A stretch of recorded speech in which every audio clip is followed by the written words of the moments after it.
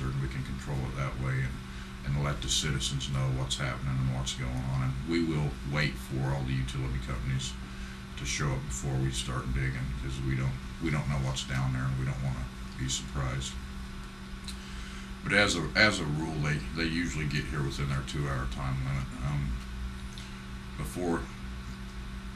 After starting to locate, we get the work zone set up, which involves traffic control, and that's very, very important. Say, we need to keep our people safe while we're doing it, and keep the traveling public safe. It's a confusion to them. They're not used to having people in the middle of the street tearing the street up or along the side of the street. So we try to put signage up that pretty well makes it self-explanatory to them what's going on and what they need to expect as they're approaching it. Once all that's completed, normally, to pinpoint the leak, what we'll do is star drill through the concrete, and we actually stick a prod rod down on the water main, and by listening to that prod rod, you can tell where the leak is. So we're digging, a 5-foot hole as opposed to digging a 100-foot hole on the street looking for a leak. We can, 99% of the time, we can tell where it is, within 3 feet before we actually open the street up, which saves on, the cost of putting the street back and stuff like that. If it's just a normal circle break, an easy one from start to finish, if things go well, we can, you can have one done in 2 to 3 hours. If you run into problems, if it's a split, anything over 2 foot split, we cut out. The longest repair clamp we have is 30 inches, and we don't use a repair clamp unless we can have 3 inches of coverage on each end, 3 inches to clamp past where the split stops. So the longest split we'll clamp would be a 2 foot split, and then there's other things you got to take into consideration: the condition of the pipe and what the split looks like. Sometimes you can tell it's getting ready to wind up around the pipe or go farther. If you have to cut a section of pipe out, it adds a little bit of length to the time you're going to be there, but not a great deal. And like I say, the crew we have here, they've been doing it quite a while, and they're all pretty good at it, and they all pretty well understand when we get to a job site what needs to be done, and they'll, if you need a tool that's laying there ahead of time, somebody's already got it out. They've got the pumps out, they've got the pumps primed, backhoes there, jackhammer the street up, somebody will be in the backhoe removing the concrete or asphalt, and get the hole dug and prepared, and get a person in there and fix it. For safety reasons, we try not to repair a main with, as a rule, we would like to have 4 people there. You got one person running the backhoe, one person usually has to go down in the hole, and if you got another person that needs to run and grab a tool or a repair clamp or something, that leaves one more person standing up there watching the person in the hole. We never leave somebody in the hole without somebody up top standing there watching them, seeing what's going on, seeing what's happening. So as a rule, like I say, we want at least 4 people on a main break, and sometimes the public, they'll see 2 people standing up there, or possibly 3 if the backhoe's not running at this time, and we'll get the comments, too many people standing around, but they don't understand what all's involved with, what's going on to make that repair and do it safely.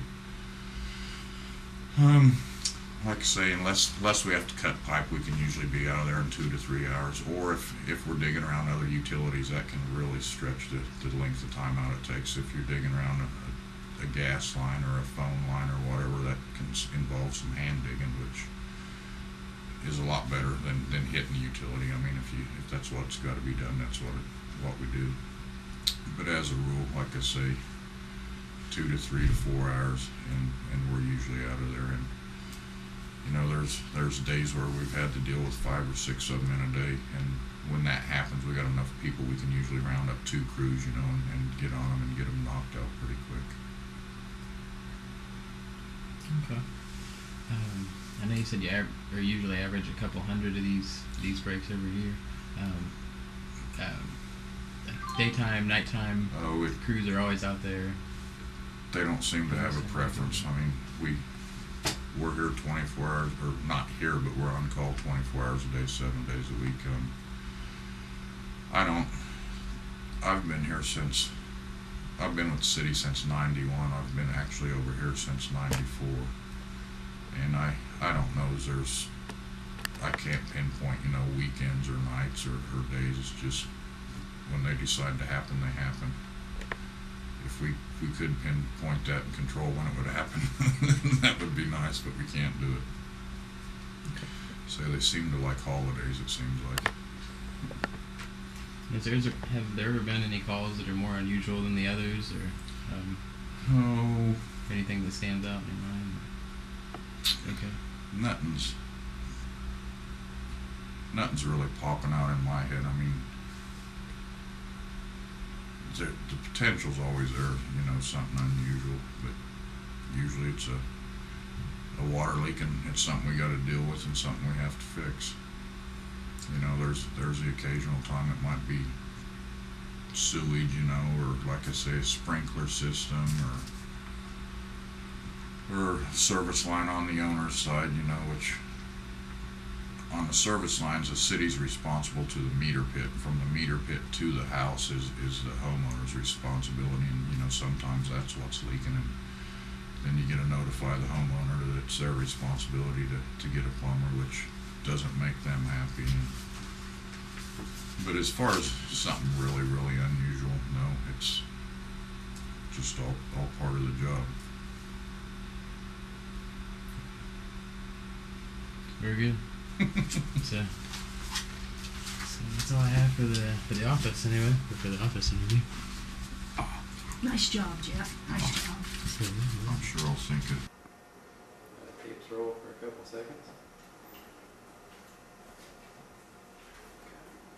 Didn't know if you could tell me a little bit about who you are, where we're at, and what it is that you do here at wastewater and water distribution. My name is Mike Nicholson. I work with the Department of Public Works Utilities Division. I work in the meter shop, which is located at Water Distribution at 319 East Elm. My primary responsibilities are working with water meters, which is information and meter cards, and the computer system, and repair of water meters in the city. Briefly, to show you what some of the meters look like and how they work, here we have a 5/8 inch meter, which is normally used in residential houses. Also here I have what these parts are that actually go inside the meter. This is a measuring chamber, and this is a freeze plate. The water enters this chamber, which rotates a disc, which also turns this magnet, which is located inside the body of this meter, which also turns a magnet and turns the registers on this water meter. If you look at the meter, you will see a face on there, also a red needle, and that will rotate as water runs through this meter. This is a positive displacement meter, which means